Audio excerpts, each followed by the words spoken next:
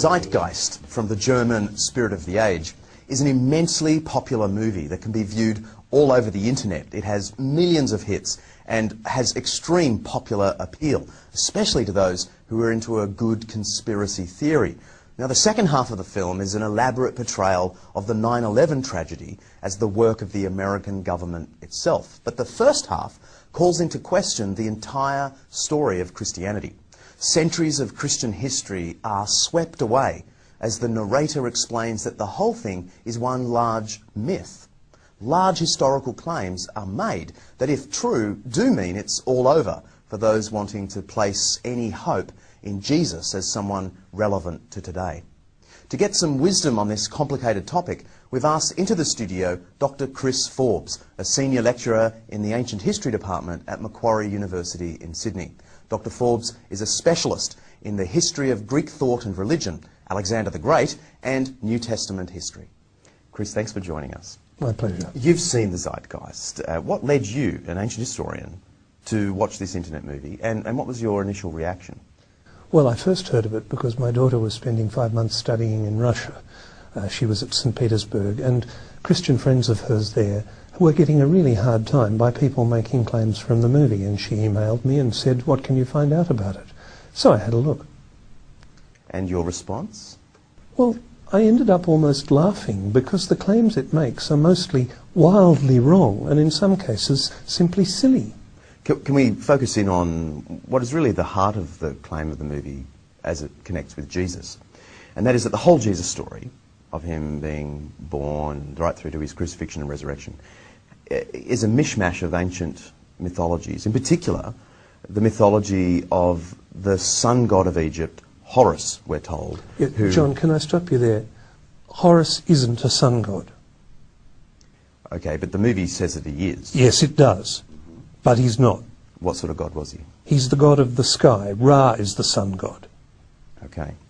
That makes the connection between him being a sun god and Jesus being the son of God more difficult, doesn't it? I thought it was only a pun to start with. I mean, the son of God, S-U-N-S-O-N, it's a perfectly good pun in English. Well, it's a fairly bad pun in English. But it doesn't work in Egyptian, and it doesn't work in Greek, and it doesn't work in Latin. It's just a pun. So leaving all that aside, yeah.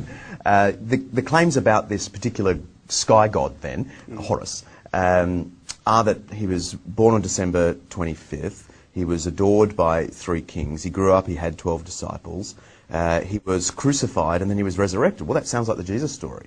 It does, because that's what it is. But it's not the Horus story. Oh, by the way, you left out born of a virgin. Born of a virgin, indeed. Yes, except that his mother Isis wasn't a virgin. And there's no suggestion in the Egyptian sources that she was. This whole list of parallels are true of Jesus, aren't actually true of Horus at all.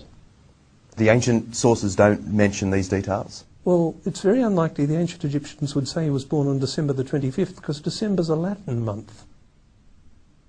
In other words, there's no connection at all. Horus wasn't crucified.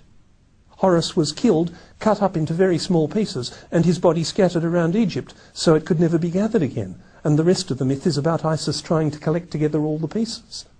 I guess the punchline of the Zeitgeist movie, as it connects with Jesus, is that because the Jesus story is just a mythical construct, which you're saying it isn't, the movie is saying he didn't exist. He's not a historical figure. Does that have currency in serious historical research today? No, there's no serious question for historians that Jesus actually lived. There's real issues about whether he is really the way the Bible described him. There's real issues about particular incidents in his life. But no serious ancient historian doubts that Jesus was a real person, really living in Galilee in the 1st century.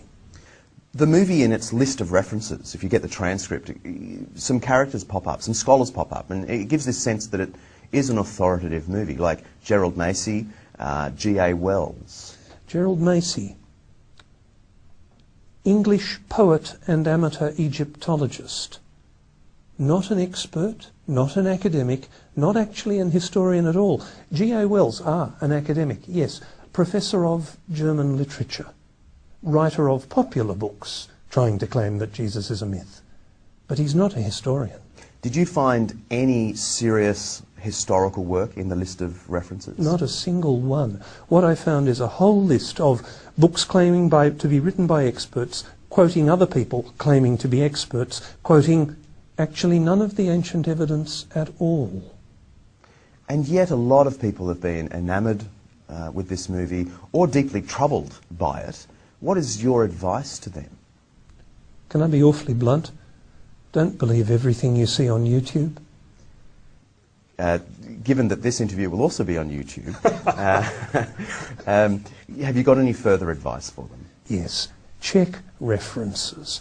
Go looking for ancient evidence. If somebody claims something about Horace or Mithras or Dionysus, if they're only quoting another modern author, or in the case of Massey, someone writing in the 19th century, that's not good enough. What historians want to know is not do you quote historians, they want to know can you quote ancient evidence. And there's simply no ancient evidence that Horace or Mithras or Dionysus was born on the 25th of December, born of a virgin, crucified. The ancient stories simply don't say that about them. So the parallels with Jesus just collapse. Thank you for joining us. My pleasure.